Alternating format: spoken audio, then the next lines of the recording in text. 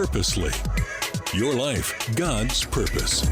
Listen at onpurposely.com. This episode of Gospel Tech contains mature content that is not recommended for children. Parental discretion is advised. Heavenly Father, thank you for this time. Thank you for Sam and his work, both for and with families. I pray for just open ears and hearts as we share both the gospel and the hope of the gospel when it comes to pornography. Would you help us speak clearly, and would you help families hear well what Sam has to say? Would they be encouraged and equipped to raise up healthy youth in this tech world? In your name, amen. Hello, everyone, and welcome to the Gospel Tech Podcast. My name is Nathan Sutherland, and this podcast is dedicated to helping families love God and use tech. Today, we have with us Sam Black, who for the last 16 years has been Director of Recovery Education at Covenant Eyes, and just recently published a book called The Healing Church, helping churches have the discussion and discernment around the area of pornography and how to find hope and peace in that area and freedom specifically in Christ. So thank you, Sam, for being here with us today. It is an honor to be here. Thank you for having me. And for those of you who are regular listeners, you'll remember that episode 182, Sam joined us back in July. So we're extending that conversation today from what does it look like for the church and for families in general to specifically raising up kids in a tech world. And Sam, in this specific area, I guess I want to just launch the conversation. Big picture, what do parents need to know about porn when raising up young kids in a tech world? This is an important topic. We often worry that if we say anything about these kinds of issues, that maybe will cause too much curiosity. Yeah. But we really need to lean into this. And so when I wrote The Healing Church, What Churches Get Wrong About Pornography and How to Fix It, I did include a chapter about how do adults get stuck? Well, it usually starts in childhood.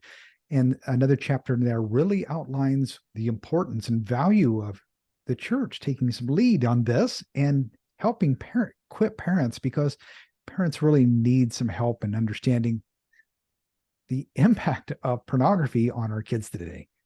Yeah. And I love that you point out the fear aspect, because a lot of us have bumped into it somewhere, right? Either personal journeys or we know someone who struggled at this point. And my point in life, I don't know a single family who doesn't have someone who's wrestled with this historically. So we have this fear. We don't want our kids to experience it. We don't want to raise up unhealthy curiosity. Is that a reasonable fear for us as parents? Or are we doing more harm than good in trying to tuck this topic away? The more we tuck it away, the more difficulty our kids are having. So it is not the conversations and equipping them that is the problem. It is that we're saying too little, especially too late. And what I have often found is that parents decide, hey, I'll wait and have this conversation when my kids are old enough to understand. And that usually means they're waiting till their teen years. And suddenly the teen is all embarrassed because they've not had these kind of conversations with their parent before. Once the kid gets embarrassed, the parent gets embarrassed, and it all comes to a screeching halt and nothing really happens. We've all been there, right? We all remember that conversation, like, no, please, no more. Don't say anymore. So then what can we do? Yeah. So we start early. We start young. We start having these conversations. And I think we need some perspective first. We need to understand that kids are being exposed at young ages. And depending on the study you're looking at, it's somewhere between the ages of 8 and 12. But typically what is happening is we're asking adults, do you recall the first time that you were exposed to pornography? And so we're out of date before we even get the data, right? But also, we're not, how open and honest is our general consumers today? And we're talking about averages, so boys and girls together with that. So our kids are being exposed early, for one. We need to understand that. And what I found, that even in the most protective communities and Christian communities where they're doing their very best to guard their homes, what's appearing on their television sets, what's happening on the devices, even keeping devices away from their kids, their children are still being exposed to pornography. And so I, not so long ago, did a tour of speaking at homeschool events. And these are rather large events. If you've never been to a homeschool event in Florida, there's about 16,000 people who show up to that there. In in Minneapolis, St. Paul area, about 10,000 to 12,000 people show up there. I mean, these are 10,000 in Texas and Virginia, and they're all over the place. Yeah. And so here's these families are coming together, and they've selected to do some homeschooling for any number of reasons, but among them is that they want to create a more protective environment. So our kids aren't being exposed to what's happening on the school bus or what other kids are doing on their devices or on the playground, all these kinds of things that happen on a regular basis that they may fear. And yet their children were being exposed to pornography too. And here's just some stats of what I pulled from people that we communicated with there. 40% of homeschool parents who attended our session, came to our booth, et cetera, when we surveyed them, 40% of them said they knew that their child had seen pornography, that they were aware of it. Yeah. So 2% were between the ages of 2 and 4. More than 21% of kids were ages 5 to 8. Over 37% were 9 to 12, and 31% were 13 to 15. So there's a huge, right. Isn't that crazy? And 21%, 5 to 8 years old, that's the ones their parents absolutely knew that this was the case, right? Now we have to understand that we have to balance this with the idea that 71% of kids told us, statisticians, that they hide what they do from their parents because they don't want it's their secret. They don't want to be, they're going to get their device taken away. Any number of reasons why you might hide what you're doing on your device other than pornography, but could be part of it too, right? Separately, most parents believe 5 myths. Myth number 1 is, my kid is a good kid. They would never be curious like I was curious. Now, I was exposed when I was 10 years old at a very, back when it was still magazines and there was no internet, right? Right. Yeah. So we just think that our kids wouldn't be naturally curious. But that's true. All kids are naturally curious about what people look like without clothes on. Yeah. But today they don't see just nudity. They see typically video. It's hardcore, demeaning, shocking, frightening, and that can have a big impact on the brain. And maybe we'll come back to that. Myth number two is, if my child saw it, they would just look away. They don't realize the impact of their neurology and how that natural curiosity is there. I certainly didn't look away when I was exposed at 10. I took a step forward to get a closer look. Yeah. Number 3, the measures I have in place are good enough. And typically what parents are doing is looking over their kid's shoulder. What are they doing on the computer? Oh, we keep our computer in an open spot. But now that doesn't work anymore because all of our computers are mobile devices in a sense, whether they're laptops or pads or phones. So that idea of doing that didn't work when it was attached to a tower, and it's definitely not working now, right? The good old days when things were attached to a tower and we had to keep it in an open spot. Now it's just going everywhere. Yeah. Number 4, we don't have to worry about our boys or girl. We only have to worry about our boys. We don't need to worry about our girls, right? And I was at an event and a 15-year-old girl brought her mom and dad to the Covenant Eyes booth and said, I brought my mom and dad here because when I was 8 years old, I heard some boys say some words that I didn't understand. And so I asked my dad for his phone and he gave it to me, knowing my innocence, and I looked those words up. And that was my first exposure to pornography. And I was so taken by it and couldn't stop clicking. And I didn't know why until I understood more when she came to our session and really began, oh, this is the neurology. It was impacting me even as an 8-year-old. That I would go back to my mom and dad intentionally to look at pornography, and I'd ask for their phones, but they thought, hey, she's a girl, she's young, she's only 8, right? But she's intentionally going to look for pornography and hiding, and only by accident did her parents discover it when she was going on 11. So those are 5 myths that we as parents need to be aware of, which are, that's 4, and number 5. Oh, that's 4. What's number 5? Yeah, thank you. 5 is, if I talk to my child about pornography, I'll just pique their curiosity and they'll go looking for There it. it is. Yeah. And what we say found over and over for professionals throughout this field, counselors throughout this field, that giving good, solid information to our kids, we can actually help them protect themselves. They become our allies in helping protect them. Yeah. So we're not doing all the protecting. They're actually assisting us in doing that. Which I love. So we're not just building up high enough walls and going, hey, if these walls are tall enough, if I'm a good enough parent, then this will never happen to you. We instead are going, no, I can actually we can be on a team. We can fight for you, not just with you when it comes to this. So then That's right. How can we do that? These myths are prevalent. I mean, I'm reading these and I'm like, yeah, sure. I have 974, right? Like, oh, he's 9 years old, right? He's just a little tyke. He's not interested in this stuff, but we know from personal experience, those are myths. I had a very similar, I think, arc to you. I was maybe 2 years older, but sixth grade. So what can we do as parents? Well, I think what can we do? I think we still need to dive a little bit more into the problem. Let's do it. Because when we think about a child seeing pornography for the first time, you're going, Sam, I don't believe you. I think my child would look away. They'd never really be curious about that, wouldn't really have any impact on them. And so we really do need to understand a little bit of the neurology, a little bit of the natural curiosity that's going on. So one, again, kids are naturally curious. But two, even before they understand what they are feeling, even before they know even the basics of sex. In fact, when I was exposed at 10 years old, I didn't even know the basic mechanics of sex. I didn't even understand how babies were born. That doesn't probably is not as happening as quite as much as today, but that's where I was.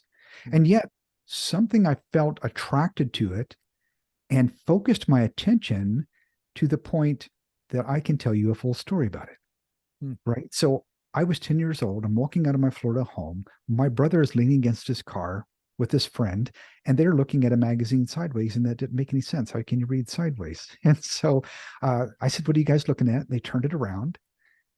And then his friend makes a crude remark and unfolds the rest of it. But I didn't get it because I didn't even understand the basic mechanics of sex. All I knew that I was naturally attracted to this. And instead of turning away, I stepped forward. Now, I just told you a full story. I can't tell you anything else about that day. Now, dopamine fires off when those kind of sexual cues are picked up, even though I don't understand what I'm feeling. And in God's design, dopamine focuses your attention to the point of tunnel vision when you're with your spouse. God's design, right? Pornography is not sex. It's a hijacking of what God created. But the same dopamine is firing off and focusing attention to the point of tunnel vision for pornography as well for that child. Then there's also some shock, hey, maybe this isn't quite right. I'm looking at something forbidden, maybe some other things going on. And today's pornography is startling for a child doesn't even know the basics. It is violent and demeaning and hardcore and video, and it's showing not, when children might be curious and they might look at other children's bodies, and that's just curiosity. That's pretty natural, and that's usually about as far as that curiosity goes.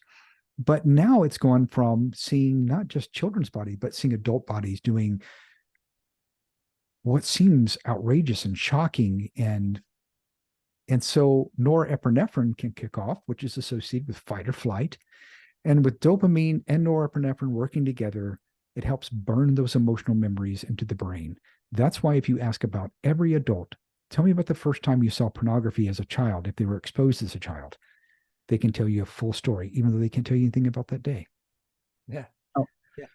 Then so the child maybe hides it, or we don't have that atmosphere where we're talking about these kinds of issues. And so now it's become secret and begins continued use through adolescence, when we know that teenagers are among most prolific users of pornography.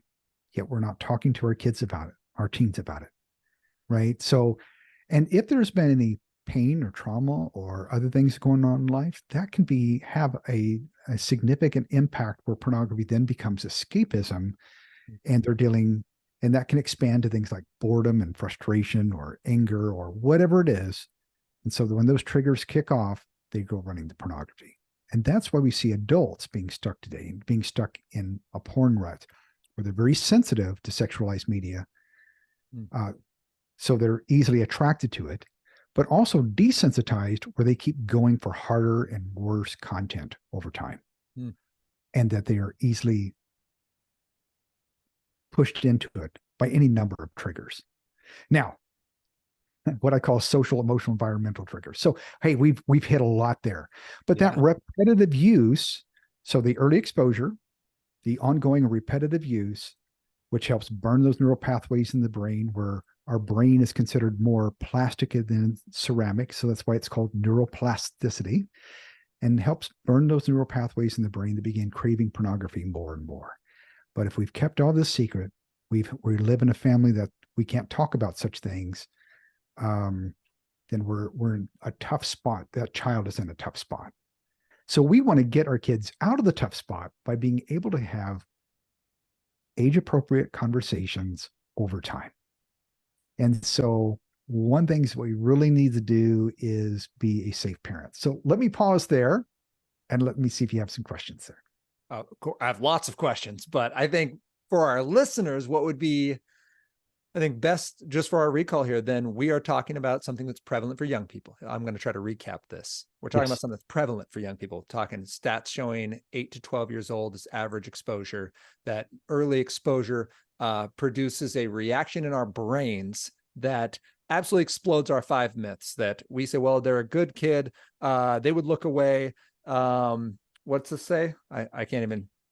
What's the third one? Measures I have in place are good enough. I'm just measures are good enough. We've already blocked that. My walls are strong. I've got firewalls and I've got passwords, and I always make sure I check their search history. That it's only a boy problem, and I'm worried that if I mention the word pornography, they're going to go Google it, just like that little girl, right? She heard a word and she's like, I got to go Google this, right? I'm going to go to the public library. I'm going to go find mom and dad's phone. Like, I'm going to do this.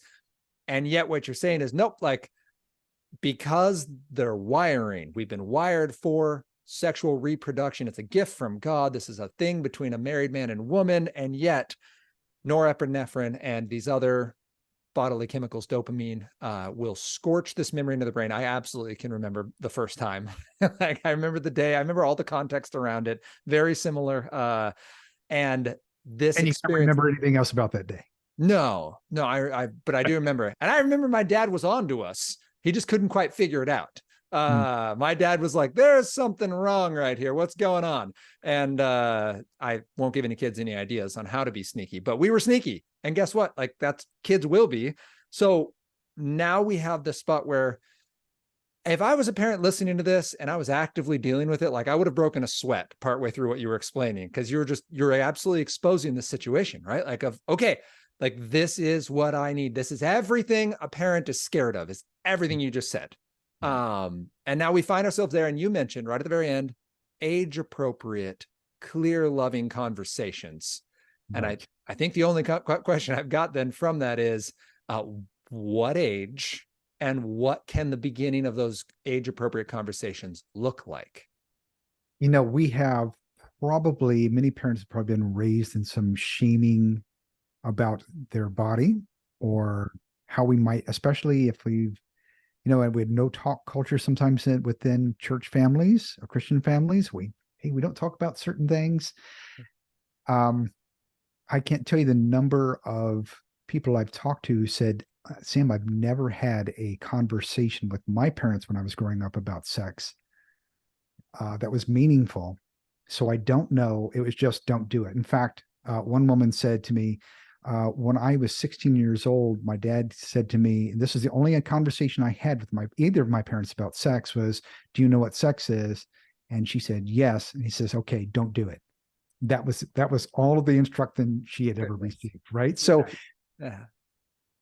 we can do better than that, right? We can plan ahead. We can be more resourceful.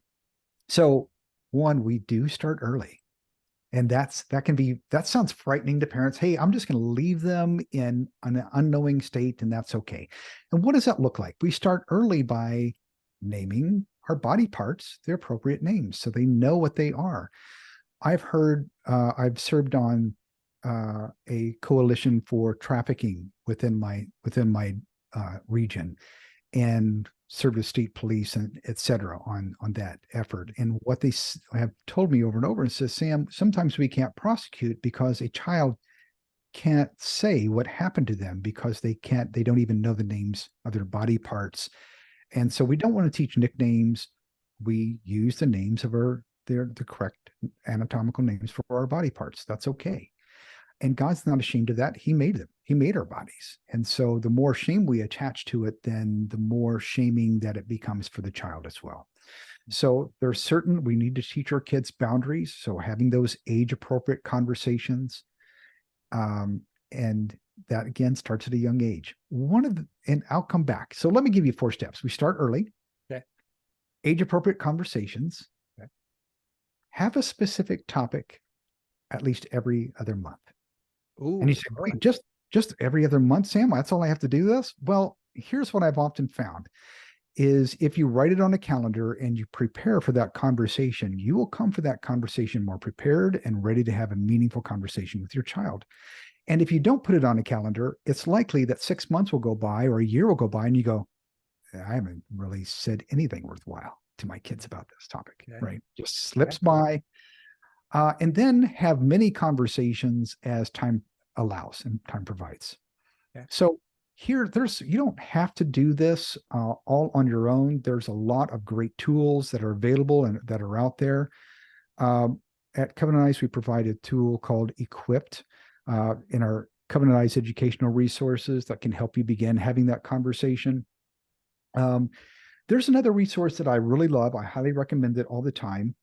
And so I've done this in a number of my sessions where in fact, I talked to the author yesterday, and this is called Good Pictures, Bad Pictures.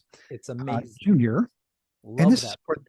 is for 3 to 7 years old, 3 to 7 year olds. And you're like, what? 3 to 4 years old are seeing this? Well, it's a read along book, and it helps you understand that, we have pictures of our family and our pets, and we hang them on our walls, and these are good pictures. And even when we go on vacation, sometimes we go to the beach and we have a great time there, right? And when we go to the beach, we wear our bathing suits. So now we understand where our bathing suit area is and that it's private. And what does private mean? And why should we do that? And every part of our body is good. And but we don't allow anybody to take pictures of us without our clothes on. And that if we see pictures like that, we need, because some things can make us sick, and we don't want to do things that help us, take things that are bad for us. We want to keep that away from us. So we want to make sure we're doing this well, right? So then you get up to the end, and there's the instructions of what do I do if I see a picture without the bathing suit cover? Yeah. You turn, run, and tell. Turn, run, and tell. So does this work?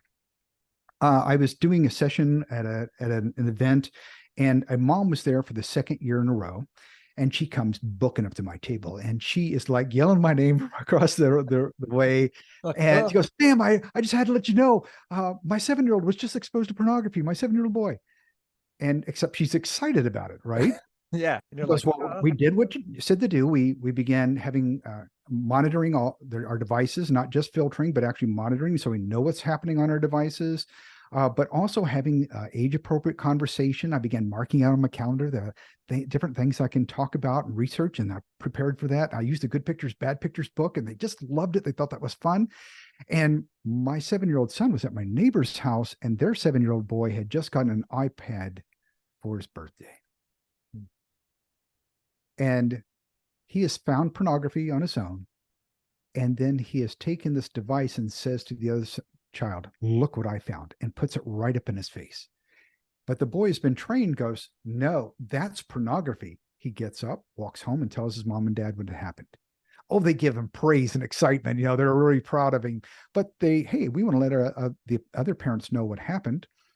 Yeah. So their other parents are flabbergasted. They had never thought that their child would be curious, that they only go to good sites, that nothing like that would happen, right? Yeah. And they began investigating a little deeper, and they find that their 7-year-old son has exposed kids throughout the neighborhood to pornography, 7, 8, 9, and 11-year-olds throughout the neighborhood. The only child who said anything, the only child who helped protect themselves was the child who'd been trained. All the others kept it their secret. Maybe it seemed a little shameful. Maybe they were shocked by what they saw. Maybe it was their little secret that they wouldn't tell anybody else. Yeah. For whatever reason, the only child who said anything was the one who was trained. That's amazing and so encouraging as a parent, right? That book, first of all, When did two that things. mom come running up the table like, yeah, my 7-year-old was exposed to pornography? You're like, what is happening right now? But that right. That idea, I love. So Chris McKenna, Protect Young Eyes, loves to say that we celebrate like they just got straight A's, right? This kid just saw something traumatic that's terrible that we hate and responded to it in health and love and trust. And like, we go nuts. Like, I love that. Yes. And as a parent, I actually have that book set aside for this week to go through with my 9-year-old before he goes into 4th grade again. And we've read it before, but like, it's the next one. That's the junior version. There's good picture, bad picture. Yeah, and it's hard, and that one is a little more mature and helps them understand their thinking brain versus their feeling brain, and why they may feel some sensations and how they can respond to that, and really helps them turn away, run and tell, and we want to help them do that. Yeah, that's beautiful. And so but we're often very difficult. Okay, we got to get real serious with this conversation, right? I think we have to be very careful as we're talking to our kids. We don't want to lecture. We want to be very approachable. Okay. It is, we want to make it safe. We need to be the safest person in their life, and that nothing is off limits. So I stole what I call the freak out dad game from a counselor. I played it with my kids, with my son, and this is how it goes. I would say, okay, I want you to go in the other room, and I want you to think of a good story that you think you can really freak me out about. Just, it's got to be shocking and something real life or fictional. Yeah, I left it up to him, but it was, okay. The idea behind it was, this is probably fictional. It's okay. You can just make up whatever you want, but your ideas, you're going to come and see if you can freak me out. Can you do that? Oh yeah. Oh yeah. I can freak you out, Dad. So, he comes out of his room, Dad, I want to tell you a story. He's like, oh, what happened? Says, well, we were yada, yada, yada, whatever it was. I think one time the practice was, me and some boys were, down at the store, and one of them had, a phone, and they were looking and showing pictures to each other and something. And anyway, whatever it was, I was like, oh, well, tell me more about that. How did that make you feel? Right. And what was your reaction to that? Oh, I'm so glad you told me about that. It just became a conversation, and I didn't go, what have you been doing? That kind of thing. It became a natural conversation. And when you practice it, then they know how to react, and they know that you're safe. So it becomes a clearing way for you to have that ongoing every other month conversation, but also for those many conversations that happen along the way. And sometimes it can be really funny. But I remember driving in our minivan, and my son asking me, Dad, what's a condom? And I think he's 6 or 7 years old, whatever. And so the most important thing you can ask is, where did you hear that? And can you tell me more? Tell me what you know about that. So one, you need to set some bound, you're getting a frame from where they've heard it, how much they know about it. And so you can have the appropriate conversation to meet the need. Now, in this case, he goes, yeah, we're going to go to see Aunt Annie, and she lives in that some place that's. He says, oh, you mean a condominium? That's what you mean. And so that was an easier conversation than where I thought it was going to go. Yeah. But so you always ask, where did you hear that? Tell me more. What do you know? Yeah. Tell me what you know so far. And then you can build off that, so you can have age appropriate conversation without going too far, farther than where they need to be, right? But they're not going to do that if if they have some fear of talking to you. And so I have this terrible wrinkle right here in the center of my forehead that has been around since my 20s, right? And when I think, I sort of frown. And so my wife will tell me, "Hey, Sam, you're frowning," and I'll like, yeah, I'll try to lift that Look frown surprised. out, right? And so we need to be conscious of our body language, because not only are we want to say the right things, but sometimes our tone and how we're talking and what our body language is saying is so important for that child. And our arms crossed, or are we open, and is our face welcoming, or is it about the lecture? Or do you feel uncomfortable having a conversation with your child, or are you coming there with ease? And they're going to pick up on all that. And so you want to do as much you can to make these conversations go with ease and comfort. You're training your child in the way they should grow up. They'll not soon depart from it, right? That's Proverbs 22:6 in them. Right. Yeah. So one of the things that I found was that you could do is to lighten up the conversation, is bring something that either you both enjoy, or at least the child really enjoys, whether it's a frozen Coke or ice cream or whatever else. We can crack some jokes. It's okay for them to do it too, and laugh a little bit. Even though it's a serious conversation, we want to keep it light enough where they feel welcomed into the conversation. My son loved root beer as a kid. He's not a big fan of it now as an adult, but when he's a kid, he loved root beer. And so I'd go out of my way to buy not just the regular old A&W or whatever else. It was the craft. Oh yeah. Yeah. Root beer that comes in a 4-pack, right? So yeah, for $8. Right. Yeah. And we would talk about the different notes of the root beer and how that was, this is very, how sweet it is, or whatever it was, Yeah, that's amazing. And that helps lighten the conversation. And again, our tone, we don't do all the talking. And when we listen, we really listen with our body and our tone. And we always want to say the right things, but sometimes just how we say it is the most important thing that we can do. Yeah. And it's okay. And this is especially good for teens is, hey, I don't know.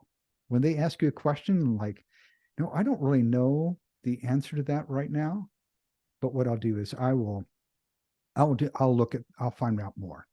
Yeah. Now that really wins points with your kids when you say, hey, mom, dad are being vulnerable enough to say, I don't really know, but I'll listen. I'll find out, and I'll come back, and we'll talk about this, and let's do it tomorrow. Would that be okay? Or you state whatever day you're going to do it. Yeah. Then do it that time. Right. Yeah. So that's just a way to get this training started. That's amazing. And so we're starting younger than we'd expect with open conversations and open body language using age-appropriate content. Some resources like Good Picture, Bad Picture Junior, or the original, just Good Picture, Bad Picture, and not freaking out when they tell us things that we should feel feelings about, right? I should feel angry that my child was exposed, but I'm not going to act in anger. That anger is my warning. It's my flag. I'm going, hey, something's wrong. And I'm acting in love, or I should feel fear that this could hurt my child, because it can. It's a wild beast that will just ravage their hearts. And yet I'm not acting out of fear. I'm acting out of the hope I have for them. And I love the way you've emphasized that. There's so many ways we could take this, but I want to put a pin on this for the parents who are listening, so that it stays applicable. I guess I just have 2 questions. And the first, I actually don't know which one should be first, so I'll just tackle them in any old order. Smartphones. You mentioned it multiple times. I mean, iPads and smartphones, those are typically the ways kids are getting into this. Do you have an age that you suggest for parents to give their children smartphones, or a way to process that?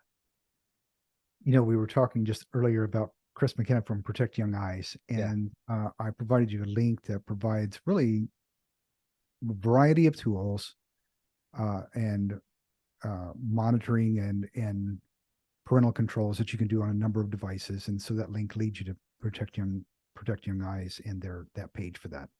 Perfect. So because we need different tools for different ages. Um, state the question again. I got lost. Oh no, you're good. You're good. I was smartphones specifically Yeah, was the first one. and so where I went for that is Chris McKenna. I've heard them say this over and over again, and I wholeheartedly agree. Is wait to 8. It's you can remember it. Wait to 8th grade, not 8 years old. Wait to 8th grade for a device. You know, kids are younger and younger are having smartphones and smart devices. Yeah. So they're going to bug you and pester you about, hey, I've got phone shame, and you can just be okay with them having phone shame. If they have a flip phone or a device that doesn't connect to the internet, that they can only make a phone call to you, if that's what you want to do. If you want, in other words, if you want to let them have a phone at all. But we also need to protect our own devices. Just because we're not giving a device to our kids, I can't tell you the number of times where I've talked to parents who said, I was on a road trip, or this happened on my watch, in my kitchen, in my living room, and in my car. I was talking to a mom, and she says, my mother and I, so my kid's grandparent, was in the front seat. I'm in driving, and we're on our way to a state park. And we asked, my son asked if he could look up something on my phone about the park we're going to. And so I handed my phone over the back seat, and they were like, oh, can we play this game? And hey, we want to pacify for a little while. And they're 8 years old. And the one cousin says to her son, hey, I dare you to look this up. And that became his first exposure to pornography in the back seat of their car on the way to the family trip. Right. So we need to protect our own devices as well. Lead by example, be accountable for how we're using our devices. I think leading by example is one of the best things that you can do to model this for your kids. And that leads into my final question, which is, a lot of us have history. I mean, you and I talking about this, like, we've seen pornography.